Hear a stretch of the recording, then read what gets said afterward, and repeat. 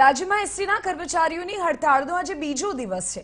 કર્મચારીઓ વિવિધ માંગણીઓ સાથે અચોક્કસ મુદતની હડતાળ પર ઉતર્યા છે। 45,000થી વધુ એસટીના કર્મચારીઓ હડતાળ પર ઉતરી જતા રાજ્યમાં 7,000થી વધુ બસના પૈડા થંભી ગયા છે। સરકારી બસોના પૈડા થંભી જતા જનજીવન અસ્તવ્યસ્ત થઈ ગયું છે। મુસાફરોને મુશ્કેલીનો સામનો કરવો પડી રહ્યો છે।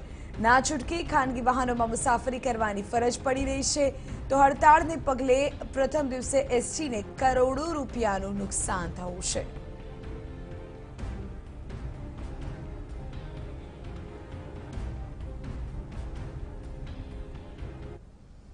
તેરા મુદ્દે વધુ જાણકારી આપી રહ્યા છે મારા સંવાદદાતા અજીતસિંહ ચૌહાણ। અજીતસિંહ, આજે પણ 45,000 એસટી નિગમના કર્મચારીઓ કામથી અળગા રહેશે। ચોક્કસ મુદતની તેઓની હડતાળનો આજે બીજો દિવસ, કેવી અસર અત્યારે પહોંચી રહી છે?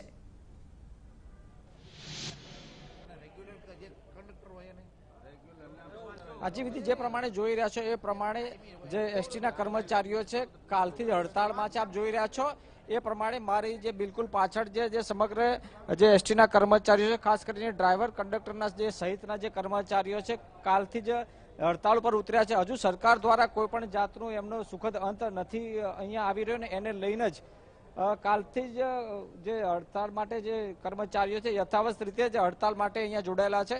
આપણી સાથે કંડક્ટર બેન છે, એમની સાથે વાત કરવાની કોશિશ કરીશું। બેન, ગઈકાલથી તમે હડતાળ ઉપર છો, હજુ પણ કોઈ સુખદ અંત નથી આવ્યો, કોઈ સમાધાનની વાત પણ નથી ચાલી, શું કહેશો?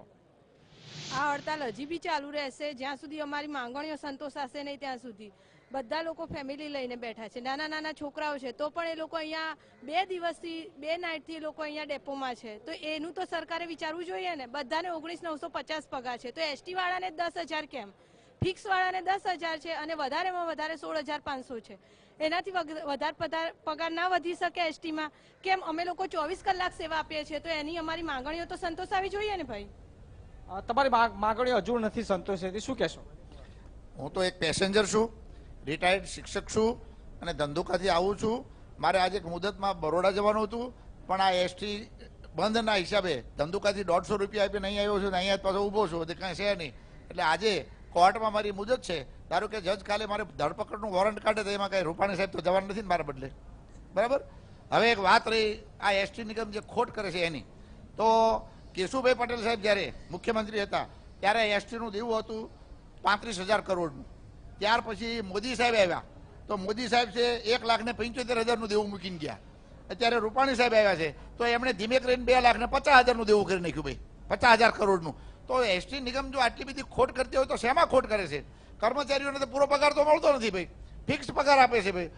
એક મિનિટ, તો આ એક વાત કેવી છે ભાઈ, એમના પગાર વધારવો હોય તો એમને કોઈ ના હોય। દલા તરવાડી જેવી વાત છે। અમે તો એક શિક્ષક તરીકે એક યુક્તિ મૂકી છે ભાઈ કે ભાઈ દલા તરવાડી છે એની વાડીમાં જાય કે ભાઈ વાડી રે વાડી, કે લવ રીંગણા 2-4 કે લેને 10-12, એમનો પગાર વધારવો હતો તો રાતોરાત બેન, સરકારનો પગાર બીજા અન્ય ખાતામાં વધે છે, તમારે કેટલા સમયથી તમારો પગાર નથી વધ્યો અને જે નોકરીના જે કલાકો છે એ પણ તમારે ક્યાંક ને ક્યાંક વધારે છે? નોકરીની કલાકો અમારે કોઈ ફિક્સ નથી હોતી। અમે અહીંયાથી લાઈન લઈને નીકળ્યા અને ક્યારે 7મા પગાર પંચની જે વાત છે એનું શું છે? 7મા પગાર પંચનું તો હજી એ લોકો કશું કંઈ કરતા નથી। મારે તો નોકરીમાં હજી 1 જ વર્ષ થયું છે, પણ જે જૂના છે એમનો બી પગાર કંઈ વધતો નથી।